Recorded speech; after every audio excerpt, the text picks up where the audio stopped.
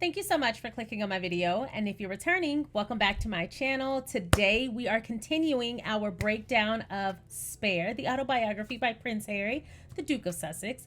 So today we are tackling part 3, chapters 63 through 70. If you have not made it to that point in your reading or listening of the audiobook, feel free to continue listening, totally fine. But if you don't want any spoilers, I recommend coming back once you have finished these chapters. Again, part 3, chapter 63 through 70. So let's get into it.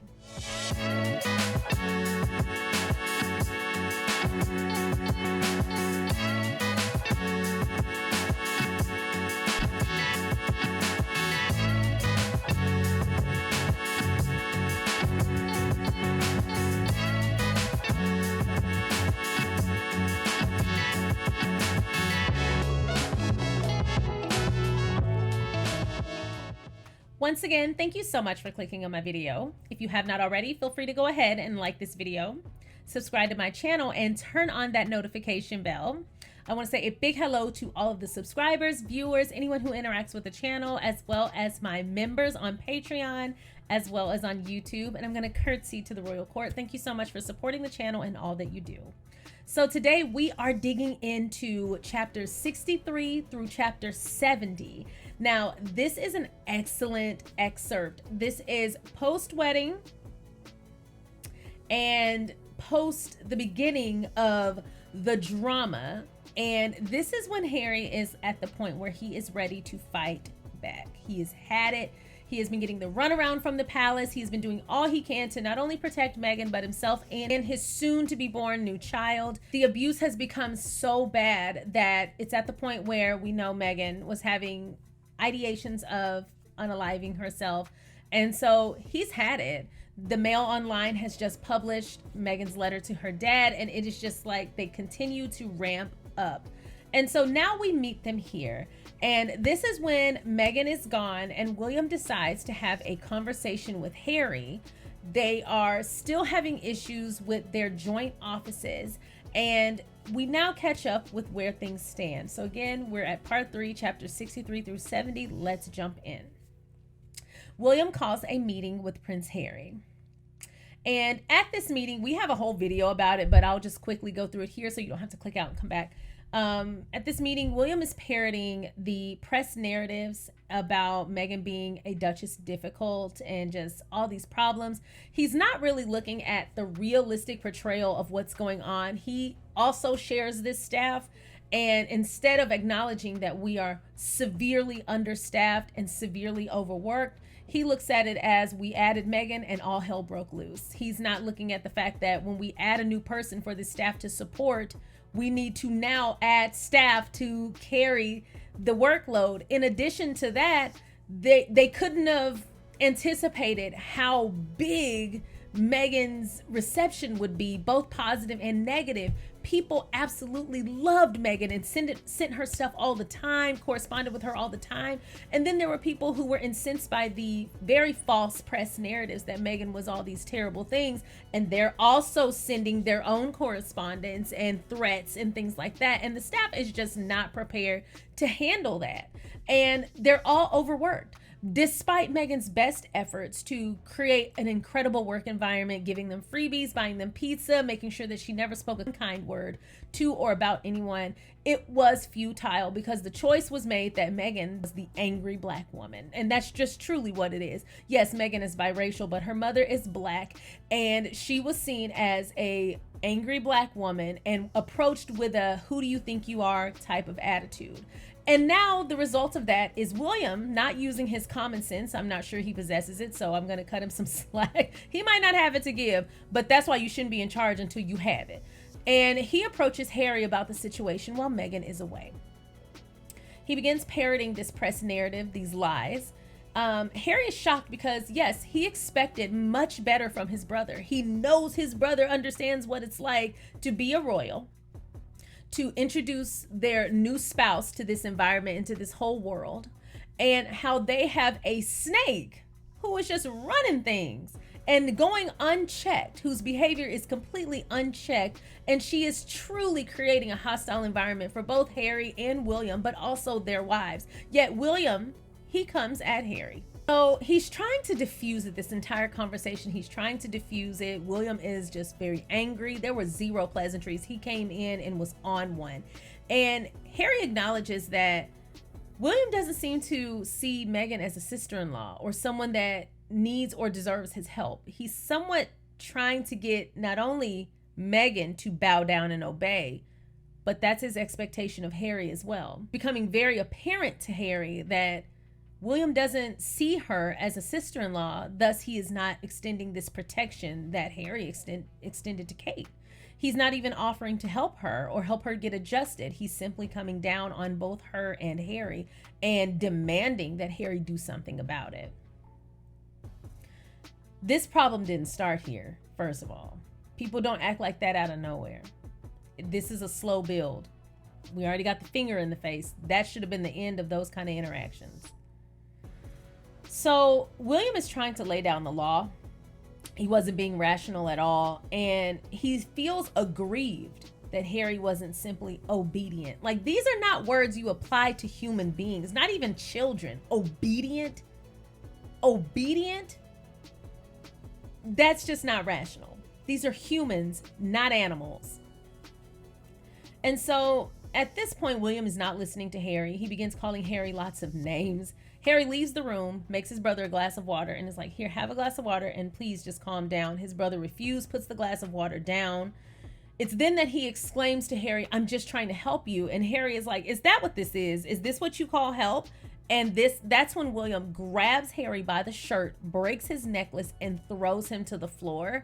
Harry falls on a dog bowl that breaks and cuts up his back. That's when Harry says, get out. William leaves, but he doesn't leave the cottage. He leaves the room, and he waits for Harry in the other room. Harry stays in the kitchen to compose himself like an adult.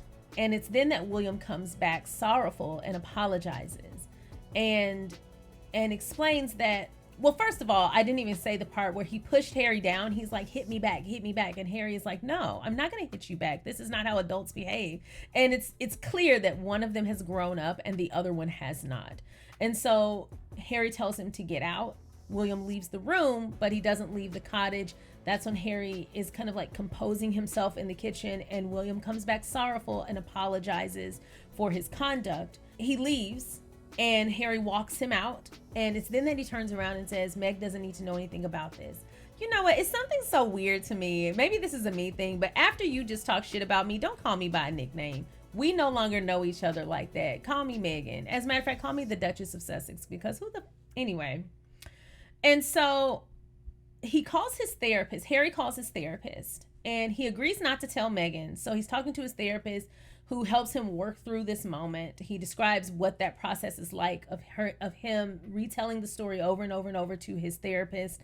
And then he lets his therapist know he's proud of himself for not succumbing to the temptation of fighting back, and he didn't hit his brother back. And, you know, good for him. Good for him. That was a milestone for him. But Harry, next time, whoop his ass. And I mean that. Now, Meghan saw Harry getting out of the shower, and she saw all the cuts and scrapes on his back and asked what happened. And it's then that he tells her. And he wasn't disloyal to his brother, although you can't abuse me and then ask for my loyalty. Like, so this is how they have Harry messed up. And this is the stuff that is apparent to me. How dare you hit me and then expect I'm going to be loyal to you? And he was. Like, Harry is really like a family man. And honestly, he let those people abuse him. He didn't see it as such. It took him a while to come through from a conscious standpoint to recognizing how abusive they really were. But in this story alone, I'm already recognizing like the dynamic that existed for Harry. He just didn't stand a chance in that family, with or without Meghan. I think he would have left. But it doesn't help that they're racist. So Meghan wasn't angry. She was just incredibly, incredibly sad. So then we get the split. The Cambridges and the Sussexes split. And Meghan get their own head of comms.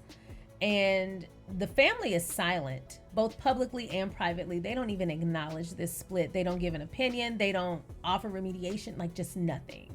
Like, it's almost like they don't see it. They're just ignoring. It's really a strange dynamic that's described here.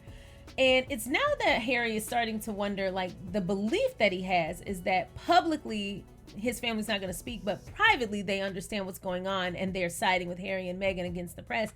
But then it dawns on him that no, maybe they're complicit in this. And that's when that thought starts to kind of grow because of their silence publicly and privately.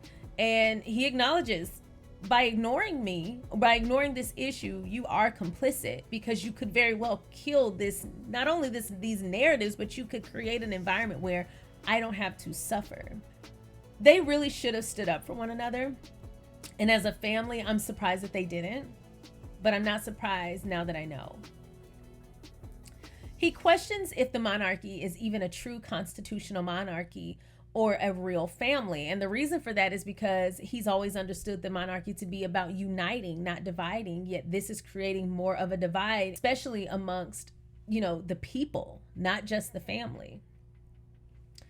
So now Frogmore Cottage is ready. The renovations are done. Keep in mind, they're doing piping, heat, and water. They didn't get a floating yoga stage and all that crap. It is the necessities that you can't live in a home without. Finally move in, and then they have their own offices now in Buckingham Palace. So it's like these new beginnings, like things are going to change. And you see that every turn of their new beginnings, when they go on tour, when they come home and they move to Oxfordshire, and then I know I didn't say that right, my bad, and then they move into Frogmore. Every new beginning brings its own type of hope and excitement, and that optimism is shot down almost immediately.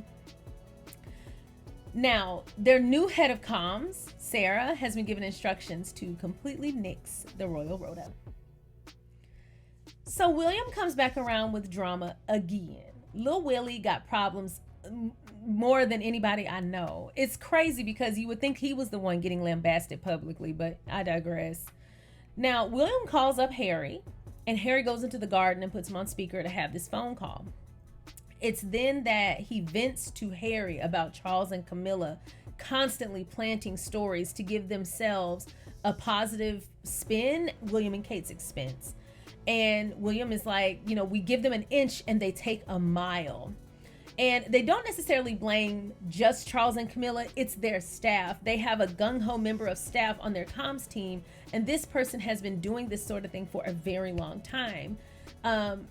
Harry even notes that this person was suspected of creating a false story about Harry going to Germany to hunt. And he describes Harry as this bloodthirsty, trophy-hungry hunter, when in actuality, Harry was there working with German farmers to call wild boar and save their crops.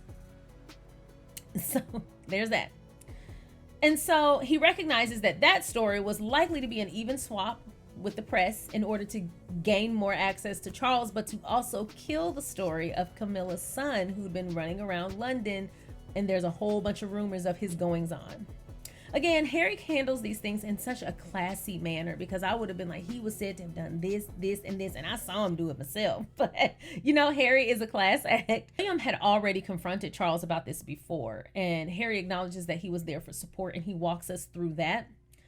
He says that William protested to Charles, just plainly, just put it all out there. How can you let a stranger do this to your sons? Charles is of two minds in this situation. This is a situation where Charles is speaking out of both ends of his ass, because here's what he says. One minute he says there's no proof that this was leaked to the press. You know how the press do. They run rampant. Can't prove that it was my team. This is probably just something the press made up. Only for him to then say, well, the queen has her person. Why can't I have mine? So you admit it. So your person is planting stories just like Angela does for the queen. So either you have to stand in what you said, which was, I'm not doing this, you're being paranoid, this isn't my team, or I'm allowing this person to do this because it's my turn. But you can't say both, because two things at the same time can't be true in this situation. Do you acknowledge that this person is planning stories about your son and both sons, and you're okay with it? Or in order to have your person like the queen, or are they being paranoid and your staff would never do something like that? One of these needs to be true, but not both. So they had proof. Harry and William confirmed that reporters had gotten these leaks from his staff. Charles refused to listen. He's not listening to it, and he digs his heels in. William is disgusted. He says, why would a grown man need a person like Angela on their team? Like, why would a grown man need that? And so he and Charles are essentially stalemated. They're not going to see each other's issue.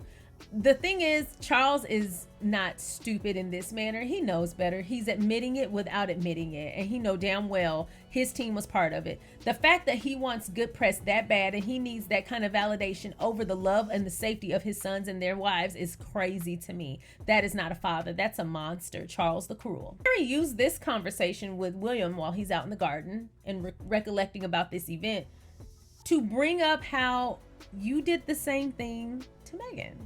So this is an opportunity for him to create common ground. And so he says, you know, that's the same thing that happened with Meghan.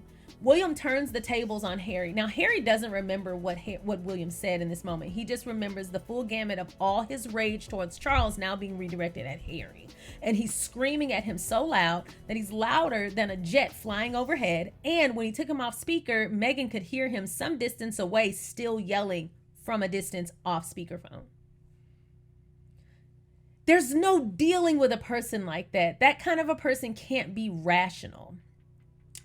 William screamed very loud and Meghan could hear him. She just turned around and went back in the house. Now we get to welcome Prince Archie. He enters the world and I love this story. It scared me a little bit, but now that I know that Archie is here, so, you know, that was the only solace I had reading this part. But Meghan went 1 week past her due date and her comms team, Sarah, goes to Harry and is like, the press are getting impatient. They're not going to wait forever. And he's like, girl, I don't give a shit. Like, this is my baby. Get the hell out of my face. That's not what he said, but that's what he was feeling. And so they decided to go to the hospital just to make sure there was nothing wrong, but they did decide to prepare just in case the hospital wanted to induce.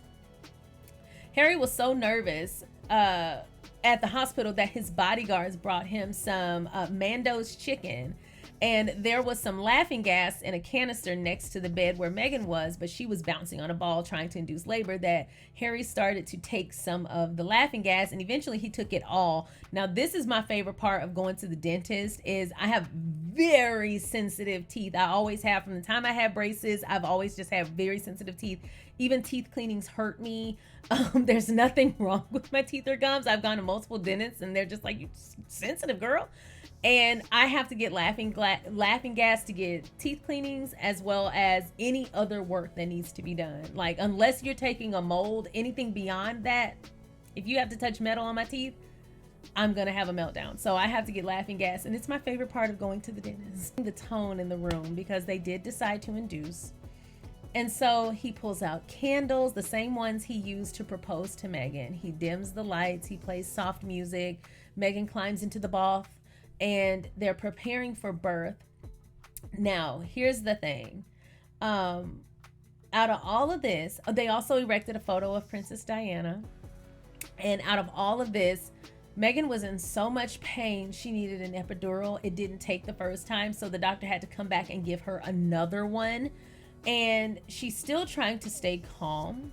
At one point, things got super frantic, and it looked as though Archie was stuck, and it could become a very serious matter. And at this point, Meghan is probably super tired, but Harry is like encouraging her, and the way he describes like just speaking to her positively and encouraging her positively and with love. They get little Archie out. He comes out and he's healthy and got all the tests run and everything worked out. He was a healthy baby boy. And, or as Dwight said, a healthy baber on Real Housewives of Atlanta, a healthy baber boy. And so it was great to hear. I hate that it was so frantic and such a panic state, because they really wanted to make sure that he was born into a soothing environment. But the first minute of his life, they were encouraged to speak very happy things to him. So they talked about how much they loved him, all the things they wished for him. They were very excited, and they didn't tell anyone. No one got a text or a heads up. They snuck out of the palace, didn't alert the reporters, and they had that baby. And then they were back home 2 hours later. Childbirth is so crazy to me. Like, I always think it's not like haha funny, but just kind of insane how you can like push a baby out like something major. Like my body made another tiny body. I pushed it out, which is traumatic. You should see how I act when I get splinters. I cannot imagine. I pushed it out and then I'm home cooking eggs later. Like it's just like, no, girl, yeah, I dropped that baby and came on about my business. Like, okay. Like, listen, when I have kids, y'all gonna know because I'm gonna be dramatic as hell. Y'all gonna get a minute by minute update. I'm gonna lose all my subscribers. They're gonna be like, girl, you've been having this baby for years now. Sheesh. And after that point, every time I bring it up, every time I talk to y'all, I'm gonna be like, y'all remember 17 years ago when I gave birth to that baby at such and such time? Like, that's just a major thing. Like, I still talk about the splinter I had in my finger weeks ago. It's just part of my conversation. Like, yeah, that was 4 hours after the splinter. I'm gonna give my sympathy. So anyway, it's great to hear that everything worked out. The way they just flowed with the punches, great for Megan. She is such a trooper, and great for Harry being such a supportive husband and father. The press is not happy that little Archie decided to come a little late and that his mother and father decided not to make them first priority. The press. Sarah fed the story to the press with a dramatic flair the way they wanted, but when they found out, they were very upset. She told Harry that the papers were angry that they pulled a fast one on them, and they called Harry and Meghan bad partners. And Harry's like, is this a partnership? Because what the hell? This is a sordid affair. They abuse me, my wife, my kids, racism. Like, we are not partners. I don't know you. So anyway, the press, in response to this, started pulling more racist attacks, very racist attacks, but this time they're including little Archie. Harry is then summoned to a tea with his granny, the Queen. He tells the Queen everything. She was appalled. She had no idea. And she vowed to send the bee to talk to Harry. Get a better rundown of who is the bee, the wasp, and the fly. These are staff courtiers who have a great deal of influence in the Queen's life. So he walks us through the bee, the fly, and the wasp, the staffers. These three men managed to consolidate power between the three of them with three very different approaches, but none of them are positive nor helpful to Harry and Meghan. Each man took advantage of the Queen in her 90s, and they enjoyed their influential position while appearing to serve. He gave a very honest opinion of them. Once they consulted with the wasp about the press, he agreed with them. He said that it needed to stop, and then he offered a solution to summon the editors to put an end to this, yet that never happened. The Queen dispatched the bee to Frogmore. He took notes during the presentation, and he even empathized outwardly. He acknowledged the disproportionate coverage of Harry and Meghan, particularly Meghan, and he promised he would consult with the necessary parties. Yet again, nothing happened. So we're seeing this runaround that Harry is consistently getting. They then go and visit Elton John. Now, Elton John was very good friends with Princess Diana, and he is now very good friends with both Harry and Meghan. And so they invite them out to spend time in France with Elton, his husband, and his babies. And so they go out to France. They said they had a lovely time there. And overall, they just described this feeling of freedom, sweet freedom. They were away from the fishbowl, and everyone respected their space and privacy, and at times didn't even know who they were. And so they talked about driving through the town on a scooter. They just had great times. Harry even noted that he watched Elton, David, and their two sons bond with Archie, while sometimes Elton would look at Archie and just recall Diana's face. And Harry confirmed, like, yeah, I have that moment too, a lot. So Harry and Elton discuss the mail and their lies about Elton. So it's then that Elton talks about his own memoir, which I think I might cover on the channel because I'm excited to read that. He talks about his own memoir, and he says the mail is going to serialize it. And so they kind of get in a back and forth, while not disagreeing at all, but they get in a little back and forth about whether or not, like, Elton should do that, because they both know how the mail has treated them both. And at the end of the visit, Elton introduces Harry and Meghan to a barrister, which is an acquaintance, and he said that this person knew a lot about the phone hacking scandal. They exchange information, they share what they know, only for then the barrister to recommend that Harry and Meghan hire their own lawyer, not the palace lawyer, to take on the mail.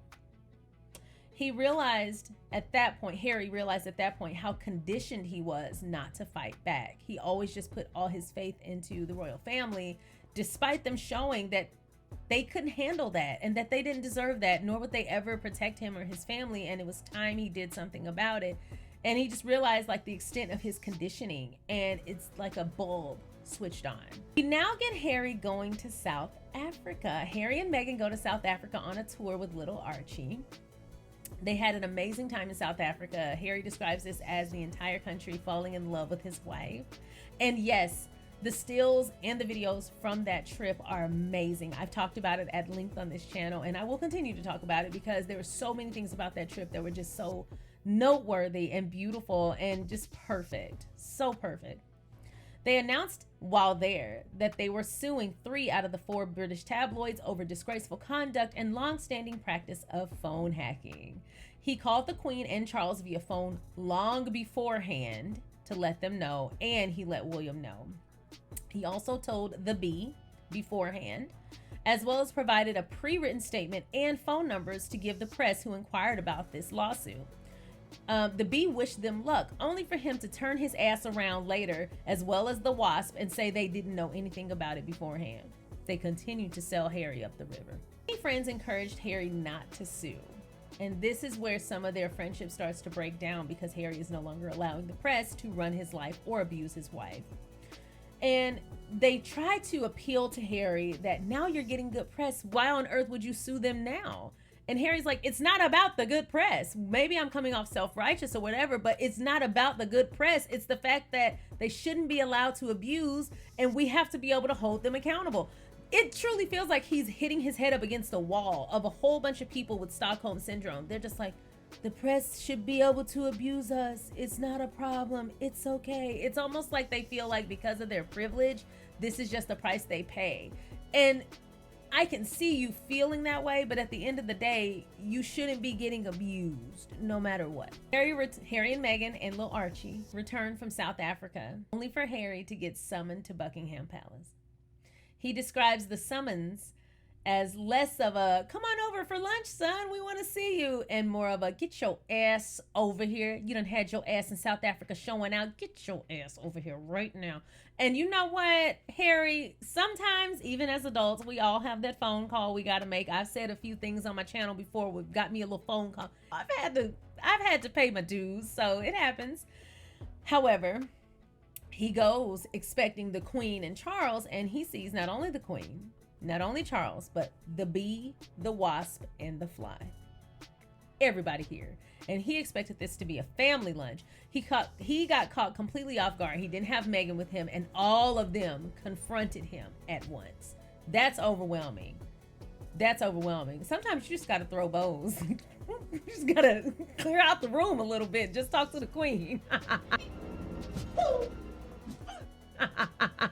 Harry, I'll help you. I'm your backup. They confronted him. Charles lambasted him and said it was massively damaging to the reputation of the family, making their press relationship complicated. Charles also said everything you do affects the family as a whole, to which Harry, look, I love a good Virgo, because Virgos are always going to have something back for your ass. We're going to always have receipts, and we're going to always have a comeback. You're not going to catch me off guard. Harry came back and said, one could say the same thing about all your actions and decisions as well. They affect everyone else as well. Like whining and dining the same editors and the press that attacked me and my wife. So he reminded them that everyone in the family at this point has now sued the press. And he brings up their specific lawsuits. And I remember some of these, especially the one with Kate. And so to this, they don't have a response. They never do. He's brought this up a few times to both William and Charles, and neither of them have a response. They never have a reason why Harry shouldn't protect Meghan and himself and his kid, but they did it. And they never have a reason why that's different, other than the fact that Harry's the only one with a biracial wife. And that's truly how I feel. They almost are like, who do you think you are? And it's also because you're here for this reason. You're here for us to dump on. You're the person we're supposed to be dumping on. And so silence befell the room. He also pointed out that the palace never protected them, and had they protected him and Meghan and their child, he wouldn't have to sue. because they could have easily released statements at numerous times, made phone calls at numerous times, and he also acknowledged that he reached out multiple times for solutions. It's at this point that Harry reminds us how low the press has gone. Some of the names that they have called Meghan are upwardly mobile, a yacht girl, the B word, a slut, the N word, gold digger, whore, and repeatedly said these things in addition to threats towards Meghan, most of which is present on the royal family's official social media accounts, which the royal family has not expunged. He noted that as well.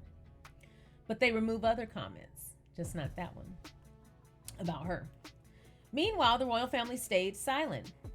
Things were so out of hand that 72 women in parliament from both main parties condemned the colonial undertones of all newspaper coverage of the Duchess of Sussex, and I remember when that happened. The royal family continued to rationalize the press behavior and the fact that they aren't doing anything about it.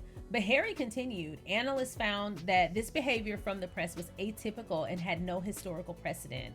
It was not equivalent to anything that has ever happened to any one person in their history.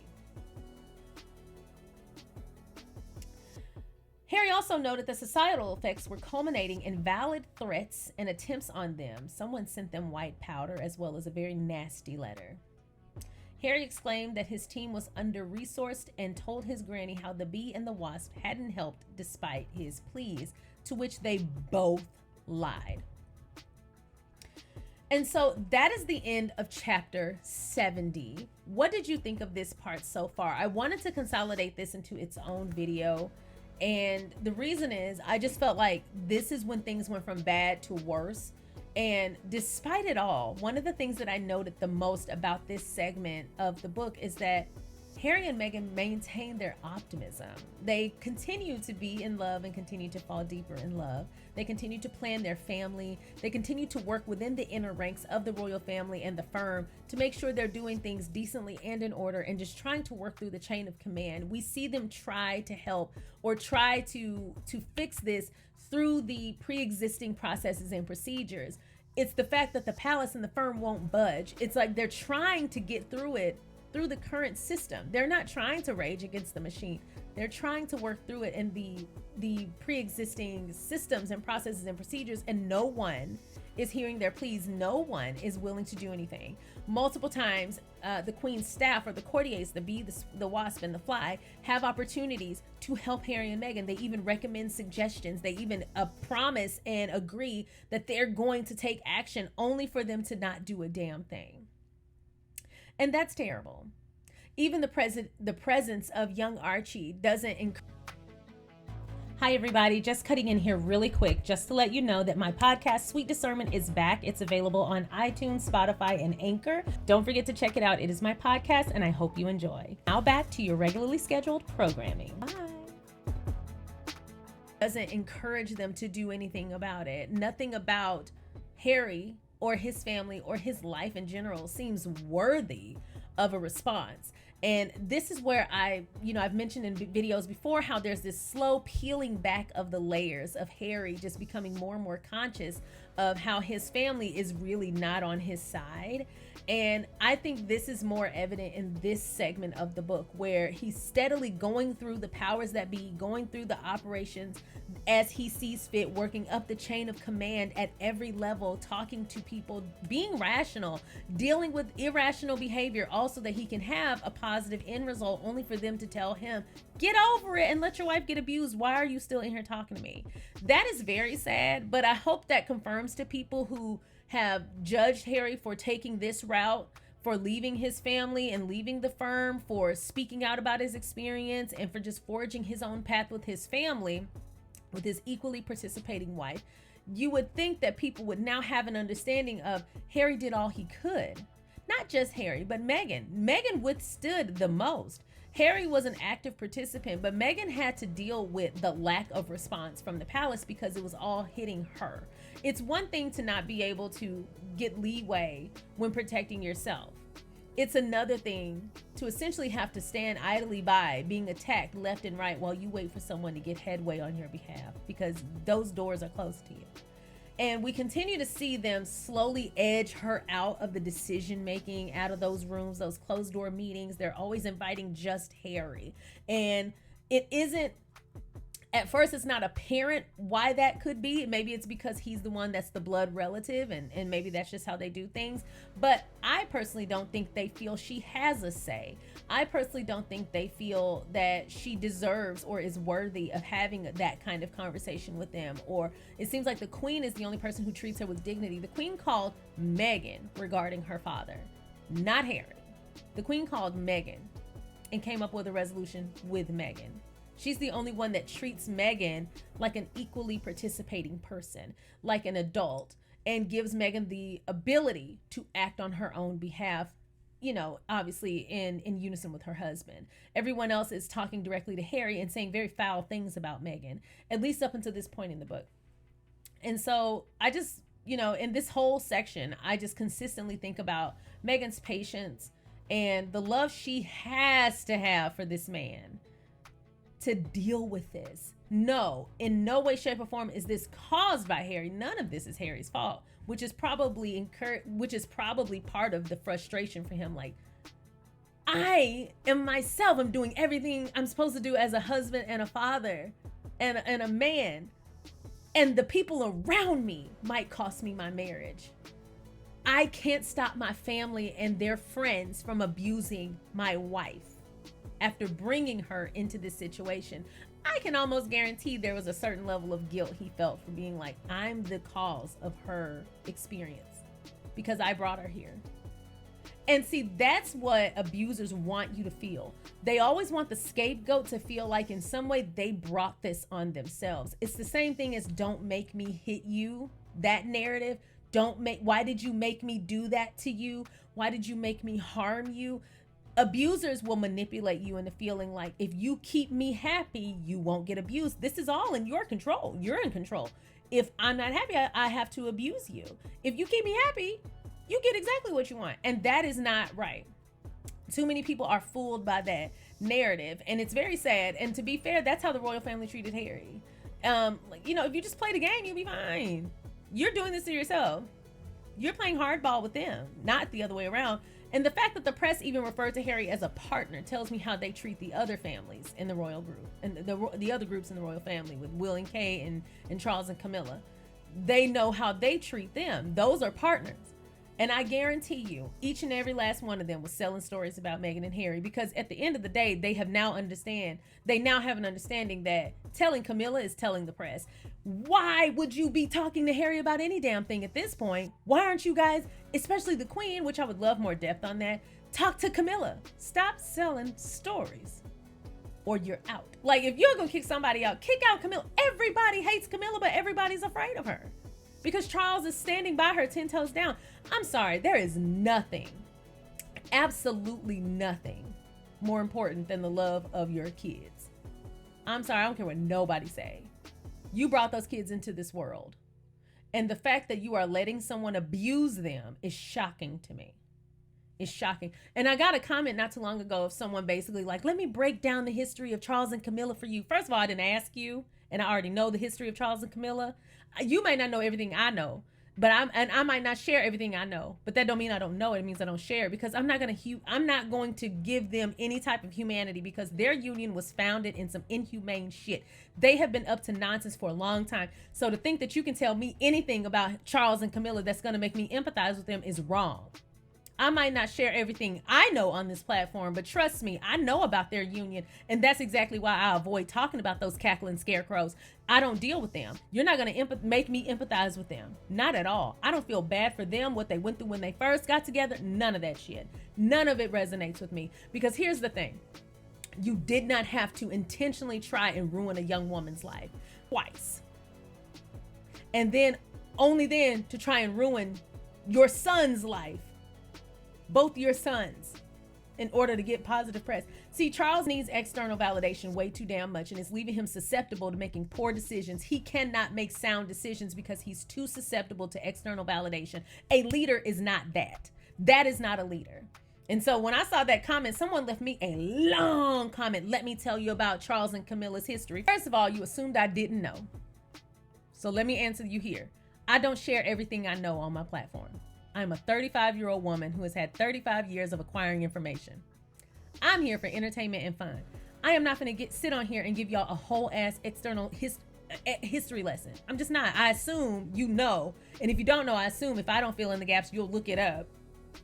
But no, I don't need anyone to send me, I'm going to give you the history of Charles and Camilla so that you'll have this. First, they started with, if I may, and then they proceeded. You didn't wait for my answer. I would have told you, save your breath, because I saw what they did and deleted the comments, and you put in all that work just to look stupid. Secondly, I'm not going to empathize with Charles and Camilla. You are up a river without a paddle if you thinking I'm going to empathize with two raggedy ass people who abuse people for their own gain. There is no humanity in that. There is no redeemable quality about either of them to me. And although I love the way Harry wrote about his dad, especially at the beginning of the book, he shared things that many of us did not know. And he spoke about his dad from the perspective of a loving son. Like I said, I was glad he did that, because as the book proceeds, you see the layers peel back and the tone around Charles becomes very realistic. He goes from an idealistic, optimistic little boy to an adult male who is seeing his father for the first time. And one might even say seeing his father through his mother's eyes, realistically. So no, I don't need you to humanize Charles and Camilla. I know their history. Before you open your mouth or get your thumb out to think you finna put me in my place, know this. I know what the hell I'm talking about. I didn't say I was perfect, but I said this. I don't need you telling me what I can and cannot discuss. I'm not going to talk about Charles and Camilla in a positive light because I don't feel positively about them. And I'm not going to get on here and be fake. Not your content, don't watch. If it's not your style of content, go for it, babe. Go watch somebody else. I'm not about to humanize two abusers. Let that be the last of that shit. And low key, I did have a little laugh. They wrote this whole thing and I just said, lit. I read like the first few lines and I saw where they was just putting me in my place. I said, oh, sweetie, you done wasted your whole Saturday afternoon. With a swipe. Anywho, so that's the end of this segment. Please tell me what your thoughts are on this portion of things. How do you feel about the way Harry handled each of these incidences? The summit, with Will and Kate, the summit with the Queen and Charles, the conversation with the Queen, William and Charles going at it while Harry is there for support, William and Harry going at it. Like, it's just a melee. And in none of these situations is Harry like being irrational. He's just trying to get a resolution. So I feel for him. But as I turn every single page of this book, it is confirmed to me that Harry did the right thing. And if he's guilty of anything, it's humanizing people who are not human. And who can blame him for that? Seeing the best in people. So anyway, God bless Meghan and Harry, but God bless Meghan for having to deal with this, because at the end of the day, it was Harry's frustration, but Meghan's abuse. And that's what I want to make the difference of. Is like she was like they literally had their boots on her neck at every pass, hitting her below the belt, hitting her family. Like that was something that became very apparent to me, that you know, it wasn't just the guilt for her, like the pain that she felt for them attacking her. It was the guilt she felt for bringing these monsters into the lives of the people she loved. So she felt very conflicted about that. And who can blame her? Like, none of this is her fault. As a matter of fact, she went above and beyond. Hell, I wouldn't have been buying them people pizza and biscuits if they didn't want to hear my feedback. But you know, who knows? But good for Meghan for surviving. She shouldn't have had to, but I'm so glad she did. And that's why I'm happy to have this channel as a means to supporting both Harry and Meghan.